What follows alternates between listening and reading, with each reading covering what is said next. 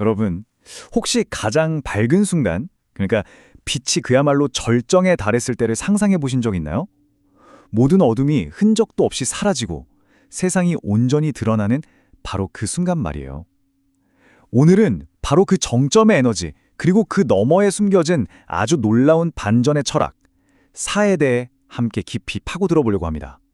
네, 바로 이 문장이 오늘 우리가 함께 탐험할 이야기의 정수라고 할 수 있습니다. 가장 빛나는 순간은 끝이 아니라 오히려 거대한 전환의 서먹이라는 뜻이죠. 자, 이 흥미로운 화두를 품고 첫 번째 이야기부터 한번 시작해 볼까요? 네, 빛의 절정. 동양 철학에서 양이라고 하면 보통 활동적이고 밖으로 막 뻗어나가는 에너지를 뜻하잖아요. 산은 바로 그 양의 에너지가 도달할 수 있는 가장 높은 봉우리, 그 정상에 딱 선 상태를 의미합니다. 보시는 것처럼 산은 12지지의 순환 주기에서 양의 구간을 마감하는 마지막 자리에 위치하고 있습니다.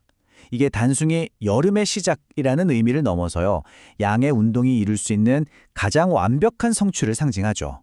하지만 정말 흥미로운 지점은 바로 그 완벽함이 다음 국면으로 넘어가는 전환점이라는 사실, 이겁니다.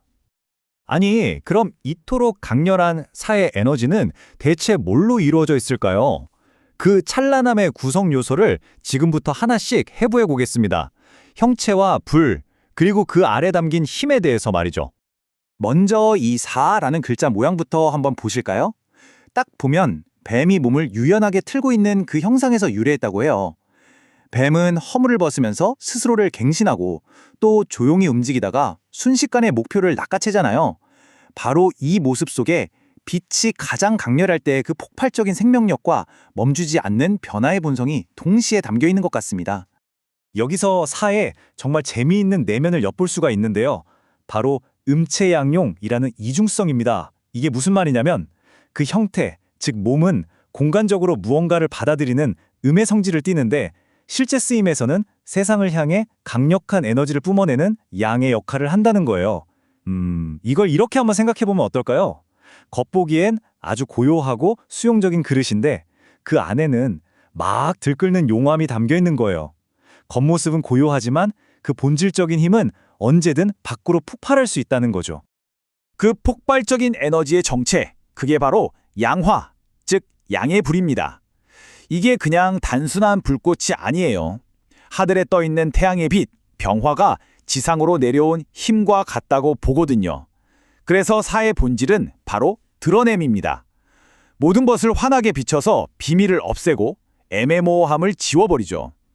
그리고 그 자리에 명확한 질서와 권위를 세우는 힘을 갖게 되는 겁니다. 자, 그럼 이제 이 이야기의 가장 핵심적인 질문에 도달했습니다. 모든 것이 밝혀지고 에너지가 정점에 달아서 더는 강해질 수 없는 상태가 되면 과연 무슨 일이 벌어질까요? 바로 그 상태가 육양, 육양이라고 불리는 상태입니다. 양의 기운이 6단계에 걸쳐서 완벽하게 꽉 찬 상태, 어둠이나 그늘이 단 하나도 존재하지 않는 그야말로 순수한 빛의 세계인 거죠. 하지만 동양의 지혜는 이 찬란한 극점에서 멈추지 않습니다. 바로 이 네 글자, 물극필반에 그 답이 숨어 있습니다. 물극필반, 사물이 그 극에 달하면 반드시 그 반대 방향으로 돌아간다.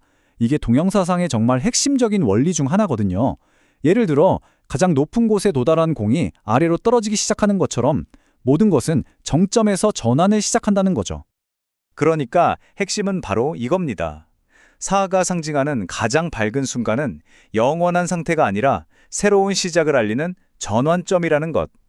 가장 뜨거운 자리에서 이미 식어가는 길이 시작되고 양의 에너지가 절정에 달한 바로 그 순간, 그 안에서 조용히 음의 씨앗이 싹트기 시작한다는 거죠.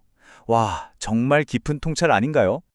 자, 그럼 이제 이 아까는 추상적인 철학을 우리 현실로 한번 가져와 볼까요? 이 강력한 사의 에너지는 과연 우리의 삶과 사회에서 구체적으로 어떻게 발현될까요? 우리가 아주 쉽게 이해할 수 있는 이 시간의 흐름 속에서도 사를 발견할 수 있거든요. 계절로는 만물이 무성해지는 초여름, 시간으로는 태양이 가장 높이 떠오르는 오전 9시 반에서 11시 반 사이, 그리고 인생 주기로는 의욕과 열정이 막 폭발하는 청년기와 꼭 닮아 있습니다. 모든 것이 밖으로 드러나고 활기 넘치는 때죠. 그리고 사가 가진 사회적인 상징을 아주 멋지게 보여주는 단어가 하나 있습니다. 바로 대역, 대역. 사람들이 구름처럼 모여드는 큰 역 혹은 터미널을 의미합니다. 사람, 정보, 물자가 한 곳에 집중돼서 아주 활발하게 교류하는 그런 중심지인 셈이죠. 이 대역이라는 개념 사실 현대사회에서도 아주 쉽게 찾아볼 수 있습니다. 바로 방송과 미디어, 수많은 관객이 모이는 예술 공연 무대, 정보가 집중되는 통신 허브나 대도시의 중심부, 그리고 시민들의 목소리가 한데 모이는 공공광장 같은 곳들이요. 이 모든 곳이 바로 현대의 대역이자 사회의 에너지가 응축된 공간이라고 할 수 있습니다. 뱀의 상징인 갈라진 혀는요, 사회의 아주 뛰어난 소통 능력을 암시하기도 합니다. 이들은 지적으로 명석하고 굉장히 직설적이며 설득력이 강하죠. 이걸 문성, 즉 학문과 글의 별이라고 부르기도 해요. 하지만 이처럼 숨김없는 솔직함이 때로는 날카로운 칼날이 돼서 구설, 즉 말로 인한 다툼이나 상처를 남기는 그림자를 만들기도 합니다. 강력한 힘에는 늘 이렇게 양면성이 따르는 법이죠. 자, 이제 마지막 이야기로 넘어가 보겠습니다. 우리는 사가 정점이자 전환점이라고 이야기했잖아요. 그렇다면 이 반전을 우리가 단순히 추락이 아니라 어떤 지혜의 한 형태로 볼 수는 없을까요? 점점에 숨겨진 그 지혜에 대해서 한번 알아보겠습니다. 사회 에너지를 가진 사람의 성격을 4가지 키워드로 딱 요약해 볼 수 있을 것 같아요. 먼저 강한 에너지와 추진력을 가진 열정형, 솔직하고 설득력 있는 직설형, 그리고 비밀 없이 투명한 개방형, 그리고 마지막 4번째, 이게 정말 중요합니다. 바로 전환형. 자신의 정점에서 다음 단계, 즉 하강을 겸허히 준비할 줄 아는 지혜를 가진 유형이라는 뜻입니다. 오늘 우리가 함께 살펴본 내용의 핵심 교훈이 바로 여기에 담겨 있습니다. 사는 우리에게 완성이나 성공이 결코 끝이 아니라고 말해주는 것 같아요. 그것은 단지 거대한 순환 속에서 다음 단계를 피워내기 위한 정말 꼭 필요한 씨앗일 뿐이라는 거죠. 이 문장 참 아름답지 않나요? 태양이 가장 높은 곳, 정오에 이르렀을 때 이미 서쪽으로 기울 준비를 하는 것처럼 우리의 인생 역시 가장 빛나는 정점에서 내려오는 법을 배울 때 비로소 그 깊이를 더해간다는 의미입니다. 올라가는 것만이 성장은 아니라는 그런 뜻이겠죠? 자, 오늘 4의 철학을 통해서 정점과 반전에 대해 한번 이야기해봤습니다. 마지막으로 여러분께 이 질문을 꼭 남기고 싶습니다.